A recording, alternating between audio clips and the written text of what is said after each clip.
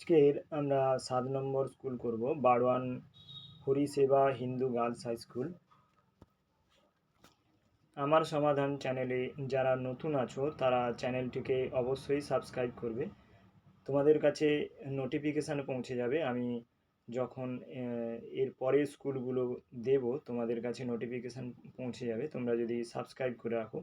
আর এই সমাধানগুলো যদি তোমাদের কোনো কাজে লাগে তোমরা অবশ্যই এটাকে লাইক করবে, এবং এই সমাধানগুলো আরও তোমরা যদি ভালোভাবে বুঝতে চাও তোমরা সেটা কমেন্ট করে জানাবে। তার জন্য আমি একটা নতুন ক্লাস করে দেব, ঠিক আছে? প্রথম কোশ্চেন, যে অনুপাতের পূর্বপদ ও উত্তরপদ সমান তাকে কি অনুপাত বলে? তাকে সাম্যানুপাত বলে। সমকোণী ত্রিভুজের একটি কোণের মান 65 হলে অপর কোণ দুটির মান কি হবে? দেখো, সমকোণী ত্রিভুজ যেহেতু, তার একটি কোণ তো 90 ডিগ্রি থাকবে, আর আমি একটি কোণকে এক্স ধরে নিচ্ছি, তো এক্স সমান তাহলে কি হবে? দেখো, আর একটি কোণ কত দেওয়া আছে? 65 দেওয়া আছে, তো এক্স সমান কি হবে? 180 মাইনাস 90 যুক্ত 65, তো এটা হবে 25 ডিগ্রি। তাহলে এক্স সমান 25 ডিগ্রি। তাহলে অপর দুটি কোণ যথাক্রমে দেখো, একটা 90 আর একটা এক্স মানে 25 ডিগ্রি। তারপরে এটার মান নির্ণয় করতে বলেছে। দেখো, √9 মানে 3, 22 আর 3 যোগ করলে 25, তো √25 মানে 5। এরপরে বলেছে 61%কে দশমিক সংখ্যায় প্রকাশ করো। দেখো 60, তো 60 মানে কি হবে? 60/100 মানে কাটাকাটি করলে দেখো 0.6। এরপরে বলেছে কোন সংখ্যার বর্গ ও বর্গমূল সমান? এটা আমরা সবাই জানি যে একের বর্গ 1 আর একের বর্গমূল করলে একই হয়, সেই জন্য একের বর্গ এবং বর্গমূল দুটোই সমান। সমবাহু ত্রিভুজের প্রতিসম রেখার সংখ্যা কটি? সমবাহু ত্রিভুজের প্রতিসম রেখা 3টি, ঠিক আছে। তারপরে 23.96 ডেসিলিটারকে ডেকালিটারে প্রকাশ করো। দেখো, ডেকালিটারে প্রকাশ করতে হলে 100 দিয়ে ভাগ করতে হবে, তো 23.96কে 100 দিয়ে ভাগ করলে হবে 0.2396 ডেকালিটার। এরপরে আছে 60টি আপেলের 3/5 অংশ সমান কটি আপেল? তো এটা করতে হলে 60 ইন্টু 3/5 করলে 36টি আপেল। আচ্ছা, একের 4 দাগের কোশ্চেনটা একটু দেখো, ভুল হয়েছে। যেখানে 61% আছে, আমি এখানে 60% দিয়ে করেছি, তো এটা 61 হবে, তো 61 এটা 100 হবে, ঠিক আছে। 61/100 হবে, 61/100 মানে 0.61, এখানে 1 হবে, 61 হবে, ঠিক আছে।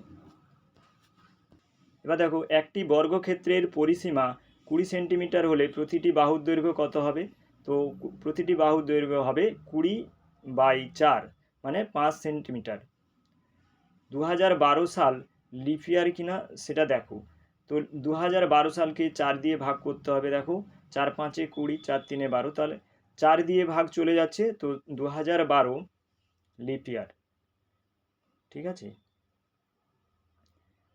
তারপরে বলেছে একটি বৃত্তের বৃহত্তম জ্যা 10 সেন্টিমিটার হলে বৃত্তের ব্যাস কত? ব্যাসার্ধ কত? তো বৃত্তের বৃহত্তম জ্যা মানে বৃত্তের ব্যাস, তো বৃত্তের ব্যাস 10 সেন্টিমিটার, তো বৃত্তের ব্যাসার্ধ কত হবে? 10/2 মানে 5 সেন্টিমিটার। এরপর 2 দাগে দেখো, 2013 সালে স্বাধীনতা দিবস বৃহস্পতিবার হলে 2015 সালে স্বাধীনতা দিবস কী বার ছিল? এখানে 2013 থেকে 15 বলেছে, তো 2014 আর 2015 সাল লিপ ইয়ার কিনা সেটা দেখে নিতে হবে। 2014 আর 2015 লিপ ইয়ার নয়, তাই দুটি বছর কিন্তু 365 গুণিতক 2 হবে, মানে 730 দিনের হবে। তো 730 দিনকে 7 দিয়ে ভাগ করলে 2 ভাগশেষ থাকবে, তো 2013 সালে স্বাধীনতা দিবস বৃহস্পতিবার হলে 2015 সালে তো 2 ভাগশেষ থাকার জন্য 2 দিন পরের হবে, অর্থাৎ শনিবার হবে। একটি সমানুপাতের প্রথম, দ্বিতীয় ও চতুর্থ পদ যথাক্রমে দেওয়া আছে 20, 30, 60। তৃতীয় পদটি বের করতে হবে। তো তৃতীয় পদটি বের করতে হলে দেখো তোমাদের কি করতে হবে, প্রথম পদ আর চতুর্থ পদকে গুণ করে দ্বিতীয় পদ দিয়ে ভাগ করলে তৃতীয় পদ পেয়ে যাবে। দেখো তৃতীয় পদ সমান প্রথম পদ ইন্টু চতুর্থ পদ বাই দ্বিতীয় পদ, তো 20 গুণিতক 60 বাই 30 সমান 40 হবে। এরপর 3-এর দাগে মান নির্ণয় করতে বলেছে।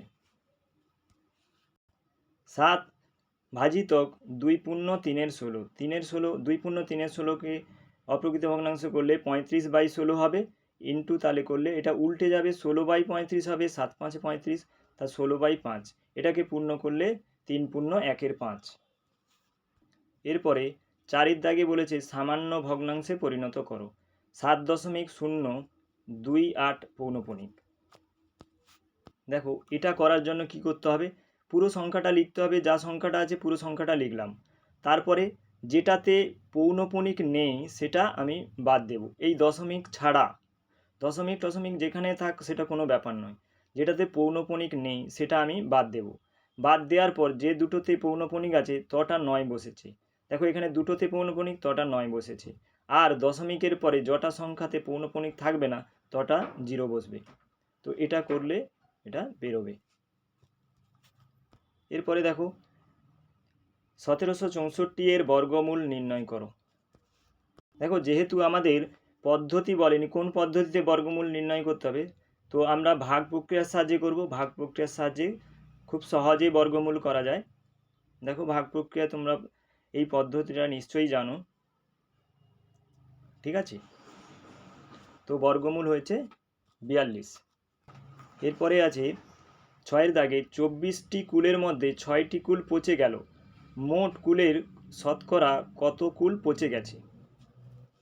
আমাদের শতকরা বের করতে হলে কি করতে হবে, 100-র মধ্যে কত পচে গেছে দেখতে হবে। তো 24টির মধ্যে পচে গেছে 6টি, একটির মধ্যে কটি পচে গেছে, আর 100টির মধ্যে কটি পচে গেছে। তো 100টির মধ্যে পচে গেছে 25টি, তো তাহলে কুল পচেছে কত, 25%। এরপরে দেখো 1 কিগ্রা চালের দাম 62 টাকা 50 পয়সা হলে 2.5 কিগ্রা চালের দাম কত। দেখো এটা সহজ অঙ্ক, এটা আমরা ঐকিক নিয়মে করব। 1 কিগ্রা চালের দাম এত, তো 2.5 কিগ্রা চালের দাম গুণ হবে 2.5 দিয়ে, তো এটা করলে দেখা যাচ্ছে 156 টাকা 25 পয়সা। এরপরে দেখো 3-এর দাগে 8 বছর 8 মাস 28 দিন যুক্ত 11 বছর 8 মাস 18 দিন সমান কত বছর কত মাস কত দিন।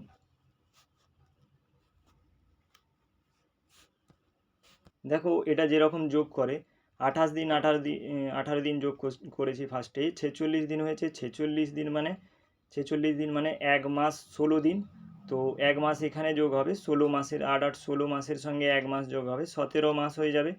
আবার 17 মাস, দেখো 17 মাস মানে 1 বছর হচ্ছে, 1 বছর আর 5 মাস হচ্ছে, তো 1 বছরটা এখানে চলে যাবে, এখানে 11 আর 8 19, 19-এর সঙ্গে 1 যোগ হবে, তো 20 বছর 5 মাস 16 দিন হবে। এরপরে সরল করো। দেখো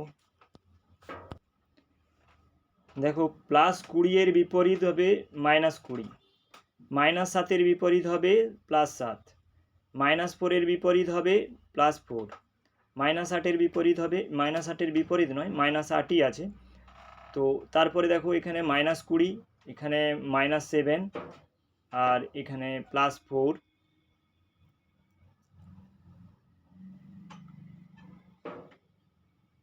আর এখানে মাইনাসে মাইনাসে +8, তো 12 এখানে হয়েছে, দেখো 12 বিযুক্ত 27, মানে দুটো মাইনাস যোগ করলে 27 হবে, বাকি দুটো যোগ করলে 8 আর 4 যোগ করলে 12 হবে, তো উত্তর হবে -15। এরপরে দেখো 3-এর দাগে পৌনঃপুনিক সংখ্যাগুলো আছে মানের ঊর্ধ্বক্রমে, মানে ছোট থেকে বড় সাজাতে বলেছে। দেখো 3.3 পৌনঃপুনিক মানে 1-এর 3 হয়েছে, 1-এর 3 মানে 1-এর 3 বেরিয়েছে, আর তারপরেরটা দেখো 0.16 পৌনঃপুনিক মানে 16 বিযুক্ত 1 90 হয়েছে, নিচে 90, এটা হয়েছে 1-এর 6, তো 1.1 পৌনঃপুনিক 1-এর 9, তো এটা হয়েছে 2-এর 18, এই 1-এর 9 হয়েছে। তারপরে দেখো 9, 6 আর 3-এর লসাগু কত হবে? 18। তাহলে আমাকে হরে 18 করতে হবে। তো উপরেরটা প্রথমটা 6 দিয়ে গুণ করেছি, তারপর 3 দিয়ে, তারপর 2 দিয়ে গুণ করেছি, সবকটা হরে 18 হয়েছে। এর মধ্যে দেখো ছোট হয়েছে এটা 0.1, তারপরে 0.16 পৌনঃপুনিক, তারপরে 0.3 পৌনঃপুনিক। এরপরে দেখো জানালার পর্দা তৈরি করার জন্য বাবা এত টাকার এত মিটার কাপড় কিনে আনলেন। বাড়িতে 4.3-5 মিটার কাপড় ছিল। 3টি জানালা প্রতি পর্দায় 5.3-5 মিটার কাপড় লাগলো। এখন আরও কত মিটার কাপড় পড়ে আছে? দেখো 3টি জানালার জন্য 3 দিয়ে গুণ করতে হবে। তো আগে সেটাকে অপ্রকৃত ভগ্নাংশ করেছি, একটি পর্দার জন্য যতটা লাগছে তাকে অপ্রকৃত ভগ্নাংশ করেছি, তাকে 3 দিয়ে গুণ করেছি, 69/4 হয়েছে। আর মোট কাপড় যেটা বাড়িতে ছিল এটা, আর এটা এটা কিনে আনা হয়েছে, বাড়িতে ছিল 4.3-5, দুটোকে যোগ করলে 183/10 মিটার কাপড় হয়েছে। সেই কাপড় থেকে যেটা জানলার জন্য হয়েছে সেটা বাদ দিতে হয়েছে, বাদ দিয়ে হয়েছে 21/20 মিটার, মানে 1.1-20 মিটার। এবার বলেছে সংখ্যা রেখার সাহায্যে যোগ করো। দেখো প্রথমে -8 বলেছে, তো 0 থেকে মাইনাসের দিকে আমরা যাব, -8 ঘর যাব। তারপরে বলেছে +17, মানে +17, যেখানে শেষ হয়েছে -8টা যেখানে সেখান থেকে আমরা পজিটিভের দিকে যাব, তো 17 ঘর যাব। তারপরে কাউন্টটা কোথা থেকে হবে? 0 থেকে ফার্স্ট যেখান থেকে শুরু হয়েছিল আর যেখানে শেষ হয়েছে এই ঘরগুলো কাউন্ট হবে। তাহলে এই ঘরগুলো কাউন্ট করলে হচ্ছে +9, তো নির্ণয় যোগফল হবে +9। এরপর ভাগফল নির্ণয় করো। 3 ঘন্টা 27 মিনিটকে 9 দিয়ে ভাগ করতে হবে। দেখো 9 দিয়ে ভাগ করতে কি করতে হবে? 3 ঘন্টা 27 মিনিট, তো 3 ঘন্টাকে মিনিটে পরিণত করলে হচ্ছে 180 মিনিট হচ্ছে। 180 মিনিটের সঙ্গে 27 মিনিট যোগ করলে 207 মিনিট। 207কে 9 দিয়ে ভাগ করলে হবে 23, তাহলে উত্তর হবে 23 মিনিট। এরপরে আছে প্রদত্ত সংখ্যাগুলি দ্বারা 3টি সমানুপাত তৈরি করো। 60, 2, 10, 12। দেখো আমাদের ফার্স্ট দেখে নিতে হবে যে সংখ্যাগুলি আছে তার মধ্যে কোন দুটোর গুণফলের সঙ্গে কোন দুটোর গুণফল সমান হচ্ছে। তাহলে কি দেখো 60 আর 2 গুণ করলে যত হচ্ছে 120, 10 আর 12 গুণ করলে 120। তো কি করতে হবে? এই দুটোকে একবার প্রান্তীয় পদ করতে হবে, এই দুটোকে মধ্যপদ করতে হবে, আবার কি করতে হবে? এই দুটোকে প্রান্তীয় পদ করতে হবে, এই দুটোকে মধ্যপদ করতে হবে, করে আমাদের অনুপাতগুলো লিখতে হবে। ঠিক আছে? তো 60 আর 2কে প্রান্তীয় পদ করেছি, আর 10 আর 12কে মধ্যপদ করেছি। আবার 10, 12কে দেখো 10-এর জায়গায় 12 করে দিয়েছি, 12-র জায়গায় 10 করে দিয়েছি। তাহলে এটা একটা অনুপাত হলো, এটা একটা অনুপাত হলো। একইভাবে দেখো 10 আর 12কে প্রান্তীয় পদ করেছি, 60 আর 2কে মধ্যপদ করেছি, আর 60, 2-এর স্থান বিনিময় করতে আরেকটি অনুপাত পাওয়া গেছে। আচ্ছা আমাদের কিন্তু 3টে অনুপাত লিখতে বলেছে, তোমরা 3টে অনুপাত লিখবে, 4টে অনুপাত লেখার কোনো দরকার নেই। এটা 4টে অনুপাত হয়, আমি সেটা দেখিয়ে দিলাম।